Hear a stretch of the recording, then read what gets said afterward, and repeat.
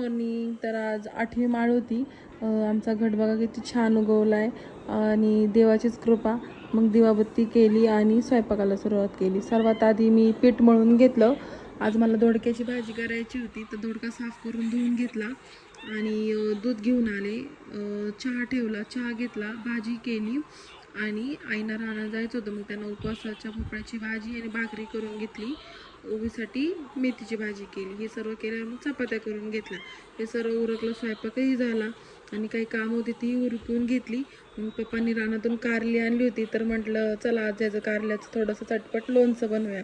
लोणचं म्हणजे भाजीच एक प्रकारची.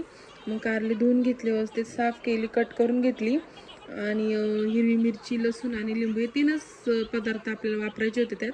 तर सर्व ते तेलामध्ये लसणाची आणि लिंबाची आणि हिरवी मिरचीची फोडणी दिली आणि आपण कारली जी चिरून स्वच्छ धुवून ठेवली होती त्याला मीठ लावून ठेवलं होतं, त्यातलं पाणी काढून ती स्वच्छ धुवून घेतली आणि त्याची फोडणी दिली, मस्त शिजवून घेतली. एकदम लोणच्याची टेस्ट येते त्याला, खूप छान होती भाजी. तुम्ही नक्की करून बघा. थँक्यू.